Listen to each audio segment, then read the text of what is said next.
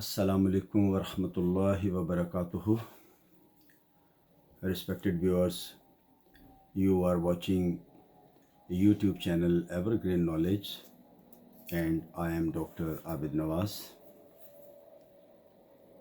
Today, let us talk about importance of teaching and learning pronunciation. Respected viewers, pronunciation means production and utterance of sounds of a language in two ways. The main significance of sounds lies in the facts that it is the part of a code of language. That is why we talk of distinctive sound of Urdu, Pashto, English, French, Spanish, Arabic, and indeed all other languages of the world. In this sense, pronunciation can be defined as production and reception of sounds of speech. Respected viewers, according to Dalton, language is a speech act. Its code joins hands with other factors to make sense of communication.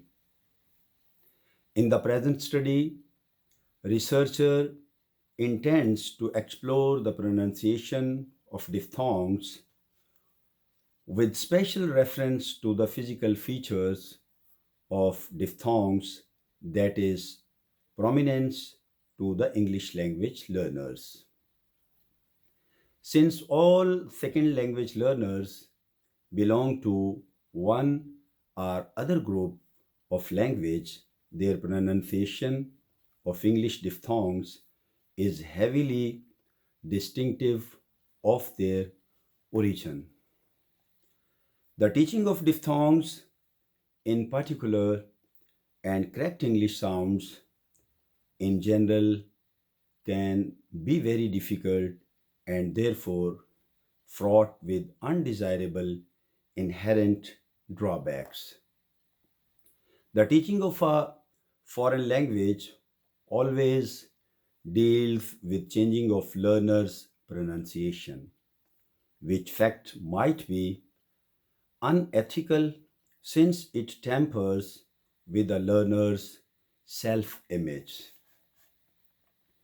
Respected viewers, thus pronunciation is at once a picture of a person's linguistic competency, his geographical identity, and the language that he speaks.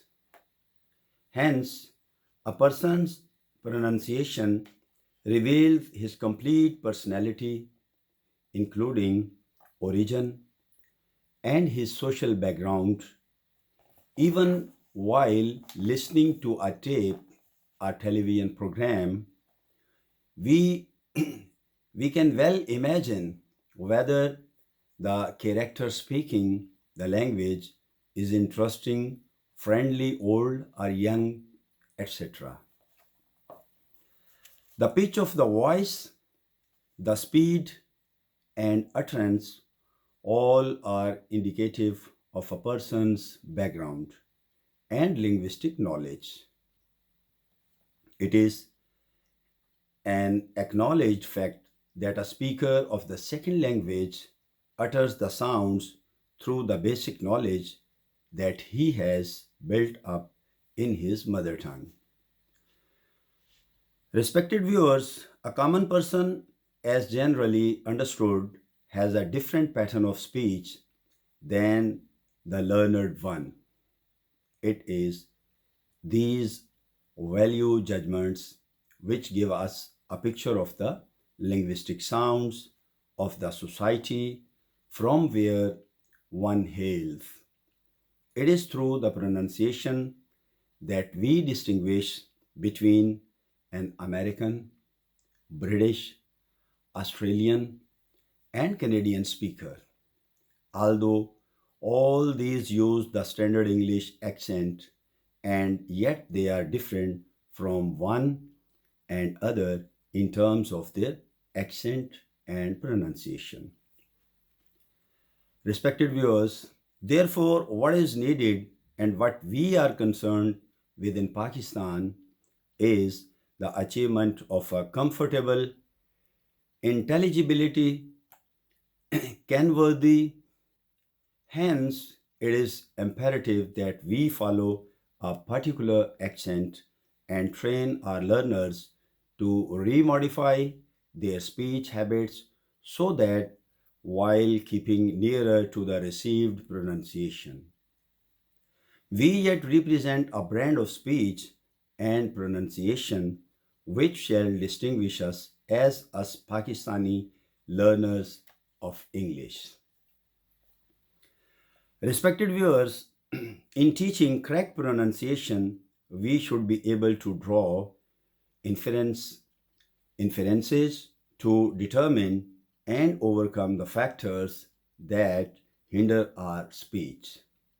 We notice that the vocal cords become hardened by our native sounds. It is these sounds that need to be modified and adjusted to produce acceptable sounds. Accessibility to a certain group of learners and one's acceptability depend on various and variable factors. Unfortunately, despite it being a language of teaching, English is very seldom used as a medium of speech in our day to day transactions. Therefore, we need to concentrate our effort in teaching an acceptable pronunciation to our learners who ultimately might seek admission in the English speaking countries and do not suffer from social taboo while on training abroad. Respected viewers, moreover, Gardner and Lambert distinguish between an instrumental and integrative motivation in learning a target language. What they actually mean to say is that the second language learner would learn the target language to the extent that he is motivated and finally integrated in a society in which he uses the language. So, it is the kind of motivation that determines one's competence in the target language. Attitude and motivation shall intermittently guide the learner to produce the sounds which are acceptable to the native learners.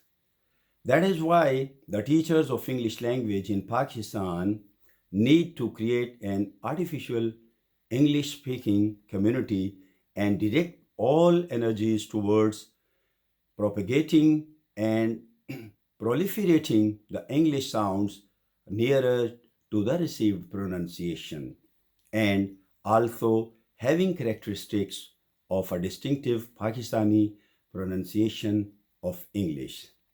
Certainly, this is an uphill task. We all inherit our pigments from our ancestors. We cannot change colors in an expedient manner. Similarly, we are born with a naturally acquired pronunciation of our mother tongue, which always prohibits us from learning a foreign language with a native pronunciation. Hence, the teacher of English language in Pakistan needs to build a uniform system of speech, which should be closely and implicitly nearer to the received pronunciation. So, my dear viewers, now let me wind up my lecture over here. So, I hope that this lecture will be liked by you, and you will like, subscribe, and share my YouTube channel. And I'll be with you with the next video if life permits. So until that, you please let me go and take care of yourself and of your beloveds. May Allah help us all. Take care and stay blessed. Allah Hafiz.